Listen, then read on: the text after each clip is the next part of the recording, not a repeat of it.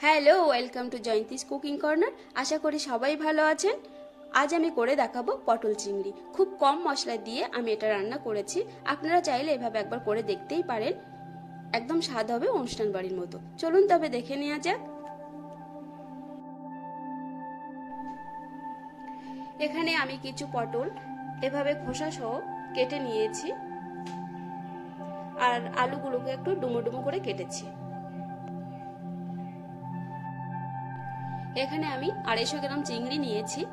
চিংড়িগুলোকে marinate করে নেব। ম্যারিনেটের জন্য খুব বেশি কিছু প্রয়োজন নেই, নুন হলুদ দিয়ে মেখে আমি কিছুক্ষণ রেখে দেব। আমি এই রান্নাটা করার জন্য সরিষার তেল ব্যবহার করেছি। তেলটা গরম হয়ে গেলে ভালো মতো কেটে রাখা পটলগুলো দিয়ে ভেজে নেব। খুব বেশি ভাজার দরকার নেই।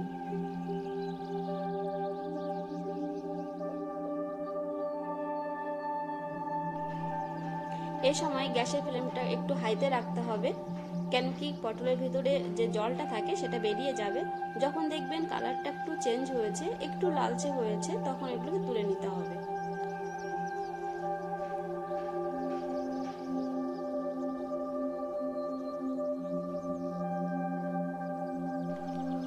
এবার ওই একই তেলে আমি আলুগুলো দিয়ে দেব একটু নুন আর হলুদ দিয়ে। এবার এগুলোকে আমি একটু লালচে করে ভেজে নিতে হবে।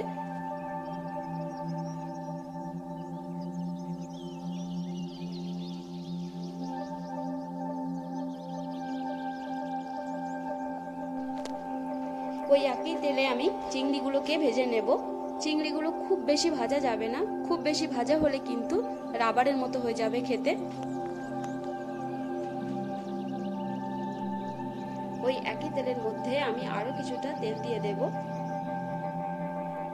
দেব 1 চা চামচ জিরা, 2টো তেজপাতা, 2টো শুকনো লঙ্কা, আর দিয়ে দেব গোটা গরম মশলা দিয়ে একটু ফ্রাই করে নেব। আর দিয়ে দেব 2টো বড় সাইজের পেঁয়াজ কুচি। আপনারা চাইলে এখানে পেঁয়াজ বাটাও দিতে পারেন, তাহলে গ্রেভিটা একটু ঘন হবে। যখন দেখবেন পেঁয়াজের কালারটা একটু চেঞ্জ হয়েছে, তখন দিয়ে দিতে হবে আদা রসুন বাটা। আর দিয়ে দেব 1/2 চা চামচ হলুদ গুঁড়ো, 1/2 চা চামচ জিরে গুঁড়ো, 1/2 চা চামচ ধনে গুঁড়ো। এবার আমি এগুলোকে ভালো করে একটু কষিয়ে নেব। দিয়ে দেব টমেটো কুচি। টমেটো কুচি দেওয়ার পরে কিছুক্ষণ ভেজে নিতে হবে, যেন টমেটোর কাঁচা গন্ধটা না থাকে। যখন দেখবেন মশলা থেকে এরকম তেল ছাড়তে শুরু করেছে, তখন ভেজে রাখা পটল আলুটা দিয়ে দেব।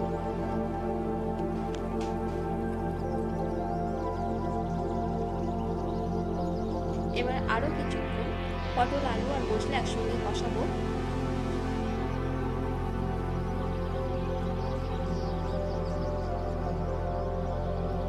দিয়ে দেব স্বাদ মতো নুন, আর দিয়ে দেব স্বাদ মতো চিনি।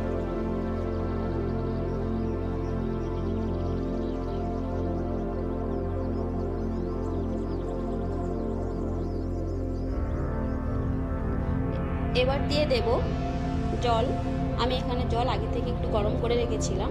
জলটা আমি একবারে দেব না, একটু কষিয়ে নিয়ে আর একটু জল দিয়ে দেব যদি দরকার পড়ে। এভাবে কিছুক্ষণ আমি কুক করে নেব। যখন দেখবেন এরকম ফুটতে শুরু করেছে, তখন এটাকে কিছুক্ষণের জন্য ঢাকা দিয়ে রাখতে হবে, 5-7 মিনিটের জন্য। 5-7 মিনিট পর আমি ফিরে এলাম। দেখুন গ্রেভিটা অনেকটাই ঘন হয়ে গেছে। এবার আমি ভেজে রাখা চিংড়িটা দিয়ে দেব।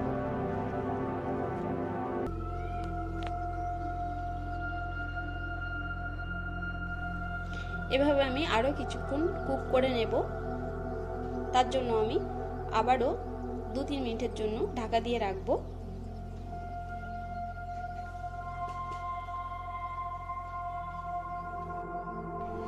3 মিনিট পর ফিরে এলাম। ঢাকনা খুলে অবশ্যই একবার চেক করে দেখবেন নুন ঝাল সব ঠিক আছে কিনা।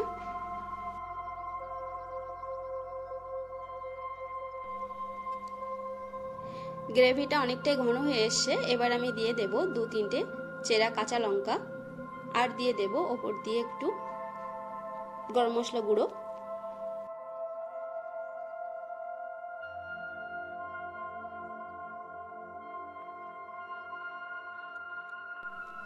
এবার যে কাজটি করতে হবে, গ্যাসের ফ্লেমটা লোতে রেখে ঢাকা দিয়ে 2 মিনিটের জন্য আমি দমে বসিয়ে রাখবো। 2 মিনিট পর ফিরে এলাম। দেখুন আমার রান্না কিন্তু একদম কমপ্লিট।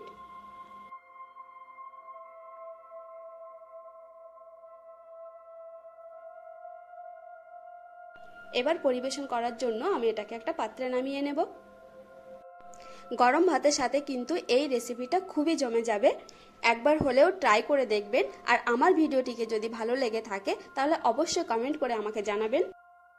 যারা আমার ভিডিওটি দেখছেন তারা অবশ্যই লাইক, কমেন্ট, শেয়ার করতে ভুলবেন না। আর যারা নতুন আছেন তারা অবশ্যই আমার চ্যানেলটিকে সাবস্ক্রাইব করে দেবেন। আবার কথা হবে অন্য কোনো ভিডিও।